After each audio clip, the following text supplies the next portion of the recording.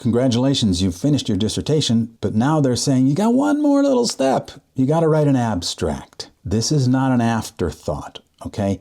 Don't treat it that way. Your abstract is what sells your document to a lot of people because you've been a scholar, you've looked at a lot of articles and dissertations. What are you looking at first? It's the abstract. Is there information in there? Over 90% of people are only going to read your abstract. So make sure your abstract is a great marketing piece for what you've done. And a hint, if employers, you're going for a job and they're looking at your research, they're going to start with the abstract. And if the abstract is meandering and is 4 or 5 pages, you've lost them. I'm Dr. Steve Tippins, and I've been a professor for over 35 years, and I've sat on over 300 dissertation committees, from the beginning to the end, even including the abstract. Today I'm going to show you what needs to be in an abstract, what doesn't need to be in an abstract, and how to write an abstract that will help you get finished. One of the first things you want to think about when you're writing your abstract is your university may have a page length, typically no more than a page. They may have a word count. And that's going to be important because someone's going to review it and look at the word count. Now, interestingly, I know of an institution that years ago had a word count. Your abstract may not be more than, and I think it was 230 words.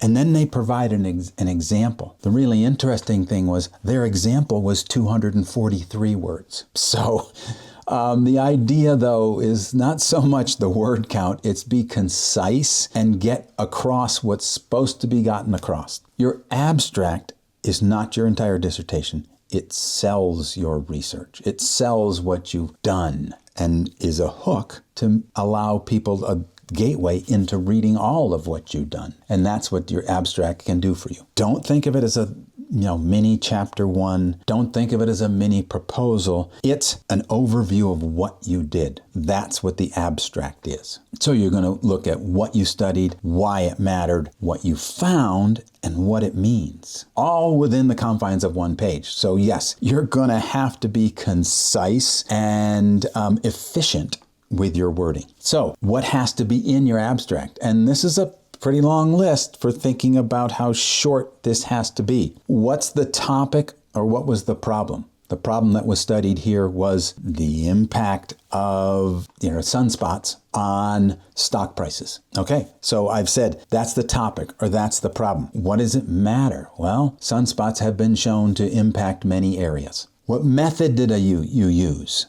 This quantitative longitudinal study, so it's quantitative and it was over time, explored sunspot activity and then returns in the stock market. I've told the reader, here's what I did. Now, who are the participants? Well, in this case, it was the stock market. If it's a qualitative study, I might be looking at teachers, not with sunspots, but teachers' perceptions of changes in methodology of teaching Spanish. So I've said what I was going to study. I looked at I did a qualitative case study with 14 teachers, again, telling them who was involved, what I studied. What did I find? Well, I found that sunspots were strongly related to stock prices. Or I found that teachers said that these were the important themes that developed about changing teaching methods. What does it matter?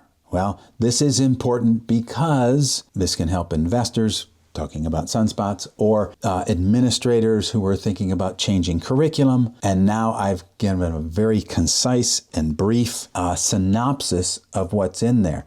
Now, readers who are interested are going to go deeper to find out a lot more about what and how you did things. Some mistakes that happen in abstracts, it's too long. Your committee may not be that interested in the length of your abstract, but somebody at the university is. And they're going to, when I wrote my dissertation 100 years ago, you turned in your document, hard copy, and it went to somebody on campus, I don't know who it was, and they had a cutout that they put over every single page, including the abstract. And if the cutout, if your text fit within the cutout, it was fine. But if your abstract went too long for the abstract cutout, boom, they sent it back to you. If it went too wide for the cutout, they sent it back to you. So you really want to understand and comply with the rules because they're serious about these rules. Abstracts that are vague, results were discussed in chapter 4. Well, that doesn't tell me anything. It doesn't help me. Also, abstracts that go on and on and on about data results, first of all, use up too much room, and you get bogged down in the results there too. It's a hook to get people, a selling tool to get people into your document. And finally, make sure you say why this matters. And there are some schools that say, and your abstract must provide certain things that go along with their school's mission. So make sure that's in there. Because if it's not in there, again, it gets sent back. And every time things get sent back, you're losing time. And potentially, if you get sent back at the end of a term, you may need to go into a new term, which means more money. Now, I've given you a long list of what needs to be in an abstract. That means you've got to be really careful with your wording. Yes, put your problem statement in there, but you don't need to list it 5 times. Don't expand upon it. Be very concise. I've heard people say every word has to earn its way in there. So you want to make sure that the words count. Again, going back to that school that said no more than 230 words, every word is important. So you're going to wordsmith many times. I recommend to people write the abstract and then look at it with the requirements more tightly. Oh, well, it says I can only have 230 words or it can only be a page. Now I can start compressing. And you can't use tricks like I'm going to change the font or I'm going to change the spacing or things like that. Those were tricks that, we all thought were really cool tricks that nobody else knew about. But everybody knew about, especially your professor. And the university is going to say, look, it's got to be a 12-point font and it's got to be Times New Roman or whatever it is. They've dictated that for you, so that trick is gone. You can't use it. There's one technique that people say is a good one, and that's read out loud.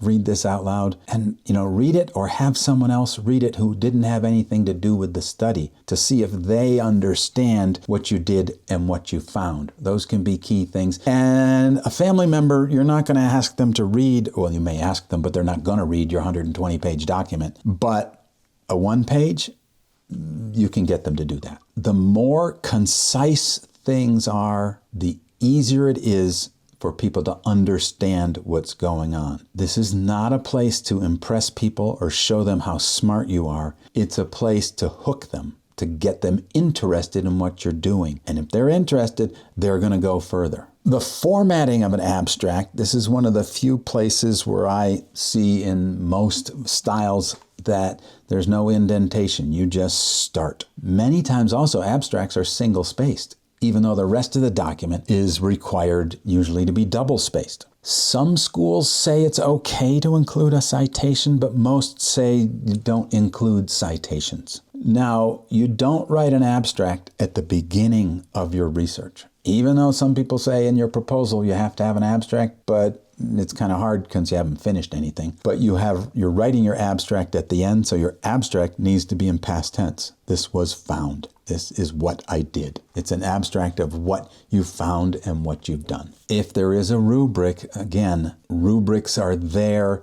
for consistency's sake for your institution, and they're there to be followed. I've seen several students over the years who've said, no, that's not right. I'm going to do it this way because that's better. And in their mind, it may be better. In the institution's mind, it's not better. Getting to the abstract stage means you're finished. You've done everything except this one little thing. And I know you're tired. And I know you've put so much into it and you may even be sick of the topic. But it's a difference between crossing the finish line or falling down 1.5 feet from the finish line. Get back up, write that abstract, cross the finish line, and wear your doctorate with honor. If you would like help with your abstract or any part of your dissertation, join our free dissertation help community to get support from everyone involved in the community and many, many free resources that are designed to help you finish your dissertation. And if you're interested,